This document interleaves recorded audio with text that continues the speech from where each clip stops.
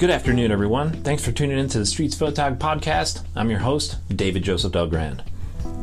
All of our photos can't turn out great. Having a mediocre day of creating is very commonplace, come to think of it, no matter what we construct from art to textiles. Then, us creatives have those wonderful days where everything clicks. No pun intended, photogs. That place, athletes call quote-unquote the zone. Overall, the market and our audience will tell us what's hitting and what's not making an impact. So I'd like to share my insight into the absolute worst thing you can do after a mediocre day behind the lens, and how my week recently played out reminded me what not to do on a passable kind of day.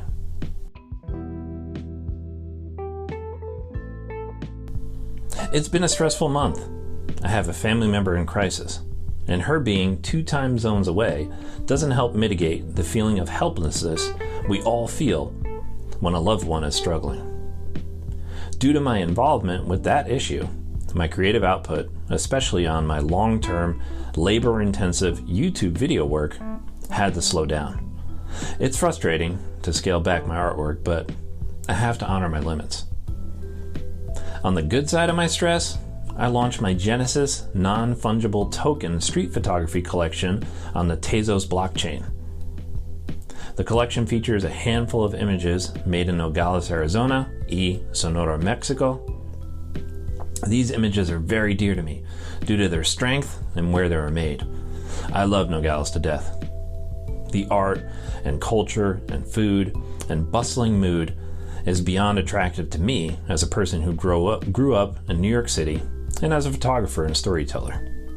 I'll link the collection in the description if you're into or interested in the NFT space. Now, since I'm a new creator in the NFT world, it's hard to get someone to buy my work at this point. But regardless, I'm thrilled to have this collection out in the world.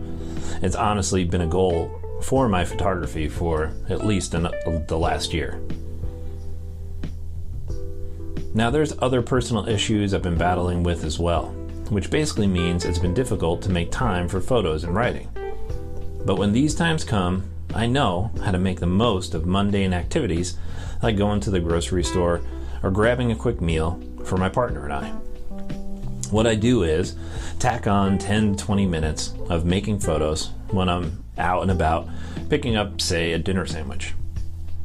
That brings us to Thursday night and its subsequent reminder of what not to do on a mediocre day as a street photog.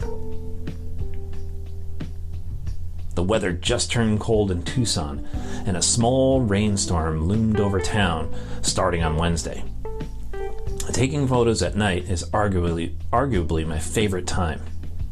With the bubbly, colorful midnight storm clouds overhead, I knew my images would have a bit more soul.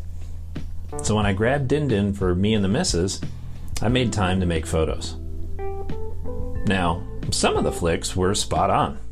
Luscious colors and mood galore in an image I constructed of a sunshine-bright porch light surrounded by desert foliage and our award-winning night photo skyline. As I cruised Tucson's historic 4th Avenue, I noticed a bunch of folks eating at a pub with a table that faces the street. In my typical fashion, I got my iPhone 11 ready for the hip shots and strolled past the scene, patient. My eye noticed the richness of the spot concerning the color and balance of characters in the space and the bustling atmosphere. But when I got home to review my new snaps, I was disappointed. For sure, I grabbed some solid shots, but that bar scene was not consistent with my photo power. I failed. Now, what's the worst thing I could have done in this case? Ignore the images altogether or delete them. Instead, I did the opposite.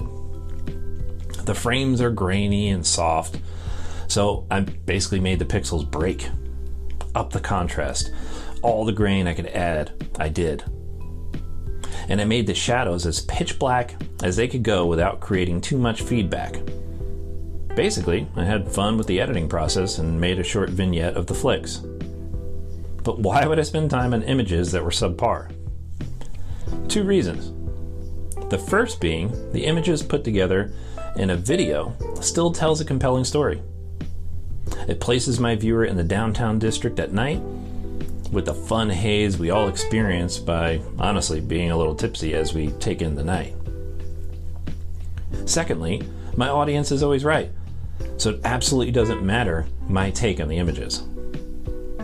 I've learned over time to simply put it out there, especially in this case, since I had fun with my post-production process.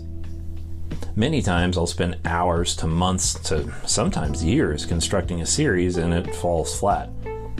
Then I make a hip shot image while walking across a busy intersection, and that photo winds up in a prestigious gallery show.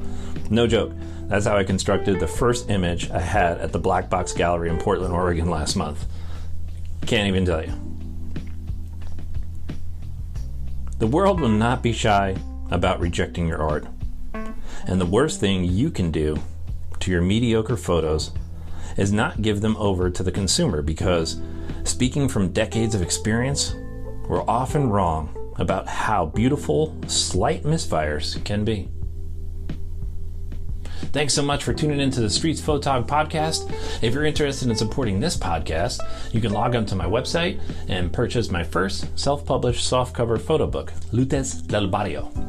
I also have some fun, spooky Halloween prints that are also available. The website is davidjdelgrand.com. Love to see you there.